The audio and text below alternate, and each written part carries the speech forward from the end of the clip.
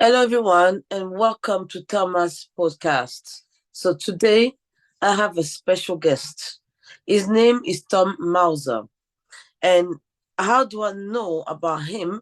Is because I read extensively about Columbine High School massacre, where two young people have murdered 13 people. So, one teacher and 12 students. Yes. And the reason why I'm contacting and I want to speak to Tom Mauser is because of this book. I read it and I seriously loved everything that he has said. He really went deep into finding out about his son, when his son was killed, and also about his journey through grief. I mean, that's why he says here, it's all about his journey through grief, controversy, activism, and healing following his son's death at Columbine. All right.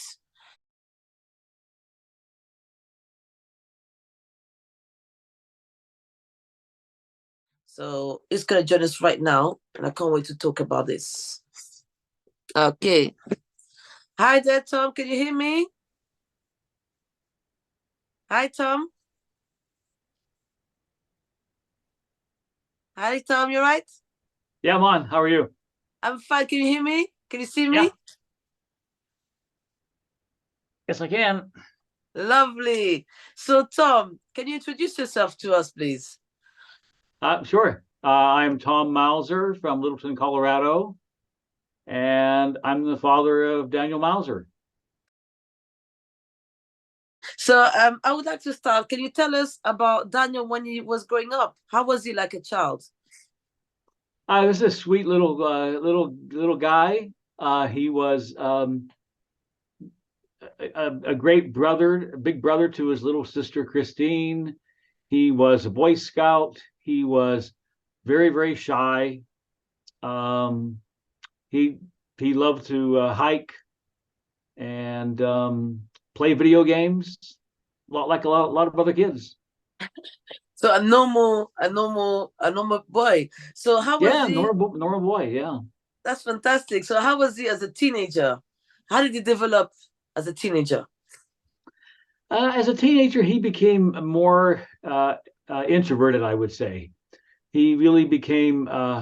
He was sort of the last kid you'd expect to raise his hand and willingly talk in class. He was a kid that other kids would go to for answers to um, questions from class, but he wouldn't be the one who'd want to talk in class because he was Okay, just very shy. okay. Was he very intelligent? Is he a special subject that he really was passionate about? I mean, tell me about his school life. Yeah, when he was in middle school, he had some problems. He had some trouble keeping up, and my wife worked with him, and he got better. And by the time he was a sophomore at Columbine High School, he became a straight A student. He was especially good at math and science, Oh, nice. which something his parents were not good at. There you go. Sometimes that's how it is. So, tell me, Columbine High School, is it near your house? Do you live near Columbine? About 2 miles away.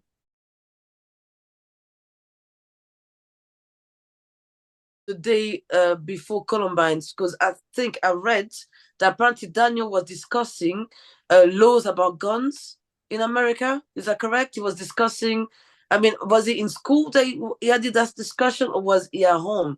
He was speaking about gun laws and things like that. It was actually at school. He was in a conversation with some other members of the debate team. Daniel, even though he was so shy, he chose to join the debate team at Oh, Columbine. And one day they had a conversation, and he brought home to me what he heard in that conversation.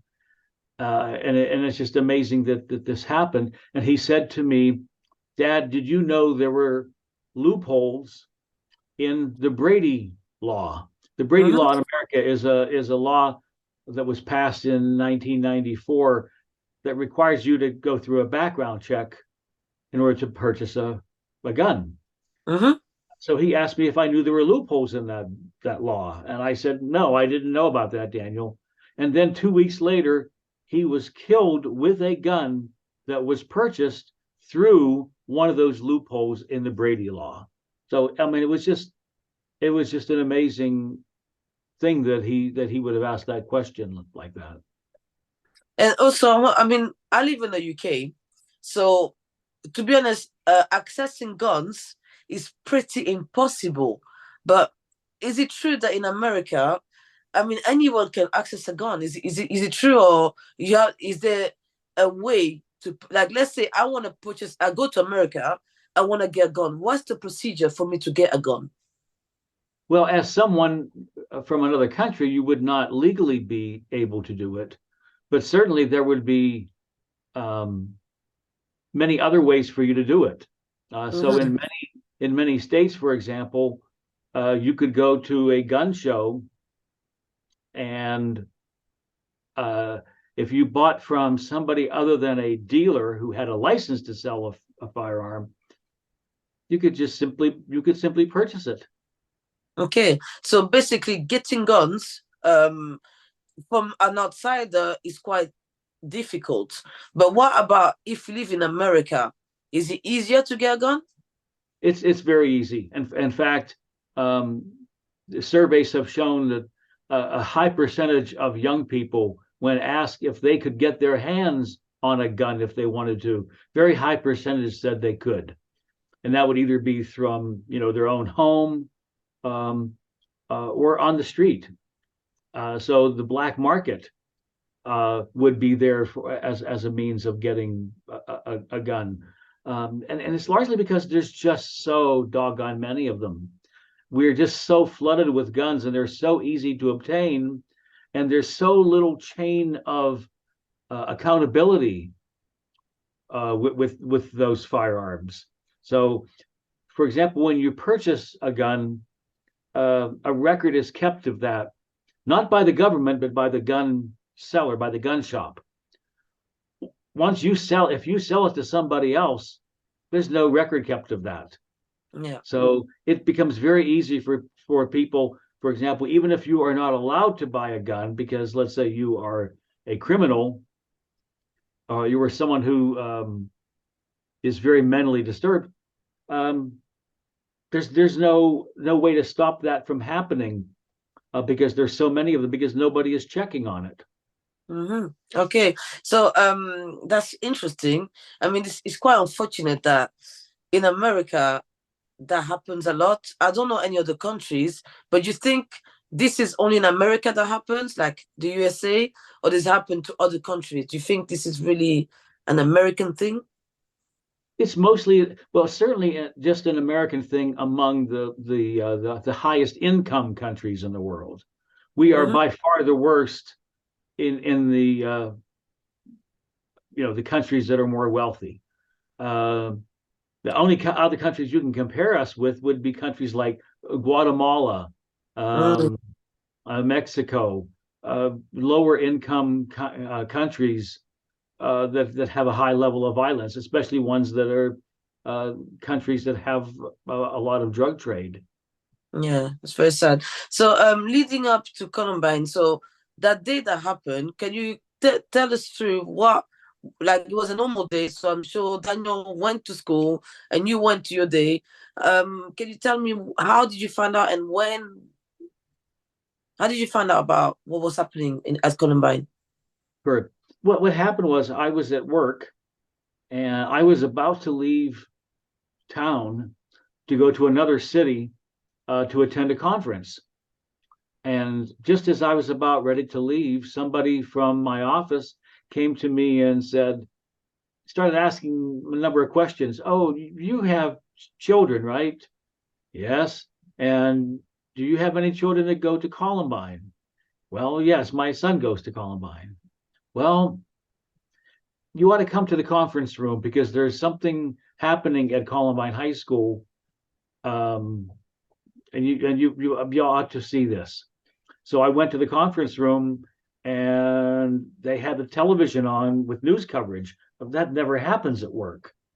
Um, and I'm looking at this coverage, and it's Columbine High School, and we started seeing pictures, video of kids running out of the school, and reporters talking, and helicopters flying above, and they're saying, well, there's a shooting that's happening here. There's something going wrong, and people started kind of looking at me.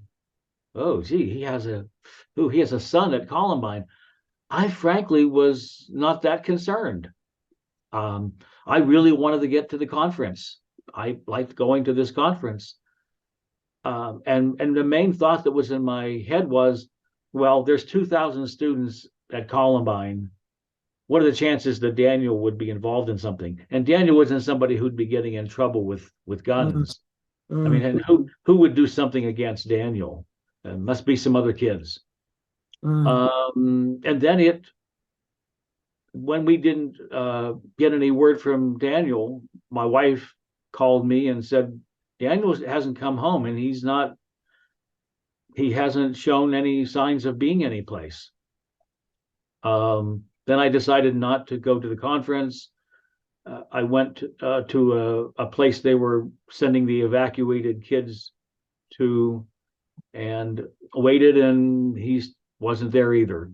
And then as the day went on, we became much more concerned that Daniel was one of the victims. And Okay. it wasn't until the next day that we were officially told that he was one of the victims. So when you find out gradually everything that's been happening, how does that make you feel? Like what from what I read from your book, I saw that they were telling you, yeah, and I read and I saw many interviews. Oh, but don't worry, so there's gonna be one more bus, one more bus. What do you think they made you guys feel like this? Because instead of being honest, look, sir, we don't know much what happening right now. This is an ongoing situation. What do you think? I think it's cruel to tell you, oh, there's one more bus when you actually don't know yourself. What did you think they did that? Well, yeah, this was at the time that I went to this place where they were evacuating the kids, and that's where they told us that, oh, there's still one more school bus coming. And yeah, I had hope he was going to be on that bus. I mean, I really thought, okay, this is going to be okay. And then at one point they asked any parents whose kid hasn't shown up yet, will you please go to this separate room? And then when you go into a room with other parents and there are mental health counselors there, then you really started worrying, and you think, why do they tell us this? Um, and they're just trying to get us calm. And after being there for about 45 minutes, I decided I don't want to be here. Why are they doing this to us? I need to be home with my family. So I literally ran out of the place, ran to my car, and drove home to be with my family, still thinking and hoping that maybe Daniel would call or show up. But um, and I found out later that as the day went on, they knew that Daniel was one of the victims. Okay. Uh, and it was pretty cruel because they actually called and asked if we had dental records. They asked us if we could tell them what clothes he was wearing. At that point, you pretty much know they're just identifying a body, and yet they're not telling us that he is one of the victims. It was awful.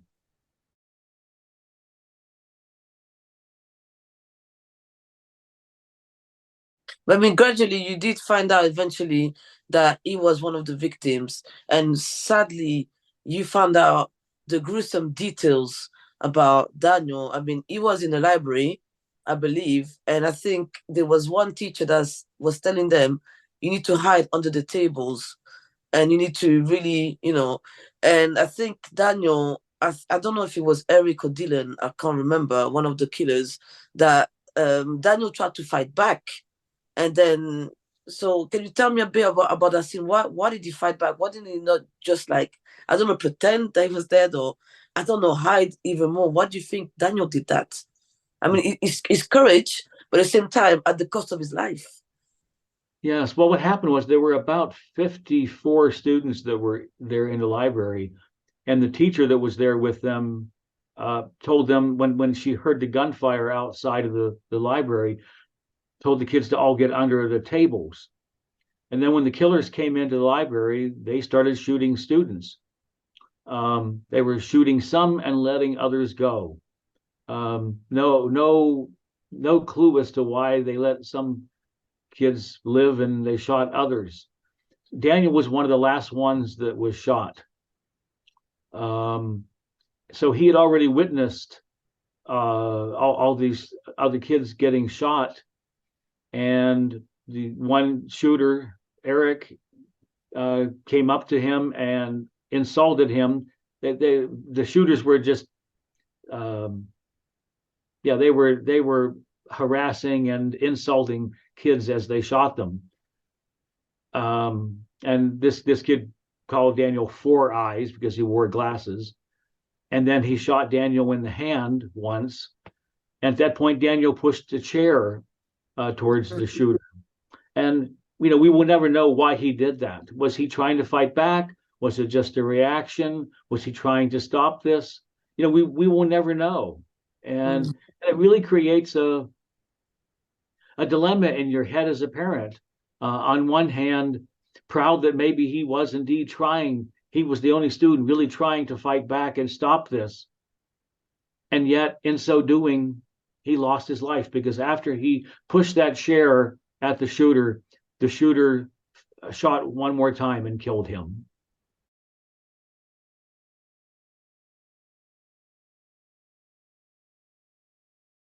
From I read from your book, I feel like somehow you try, even though you were not there, you try to picture the last moment of his life. That must have been really painful as a father to do. I mean, it must. I mean, how did you manage to write this book? Because I feel like I was walking in Daniel's shoes with you. Like you were talking to us about when you was born, when you grew up, and then that last moments. I mean, it's awful. Did people tell you what happened, or did you try to picture in your head, okay, this might have happened? I mean, how did you manage to do this? It must have been awful. Yeah, I actually had one or two students who were in the library, not at that time, but a year or two or three later, offer to talk to me and tell me what happened. And I wasn't ready for it. I just wasn't ready to hear about it. So I mostly went by the public reports of what happened. And then also, there is a 911, the emergency call tape from that teacher who was in a library talking to the police. She was behind a counter, so the shooters didn't know that she was there. She just had her phone, and it caught all of this happening as the shooters were shooting. Mm-hmm. The public has not ever heard that recording. They have not released that, but they did give the parents the opportunity to listen to that recording. And I have listened to it 2 times. My wife has chosen not to listen to it. It is frightening. I mean, they knew, they identified each one of those shots. So I actually heard the two shots that were fired into Daniel. They could actually identify that. And you could hear the shooters as they were screaming and yelling at the students and harassing them and insulting them. You could hear all this, and you just say, what would possess someone to do something like this? It was just a terrible experience.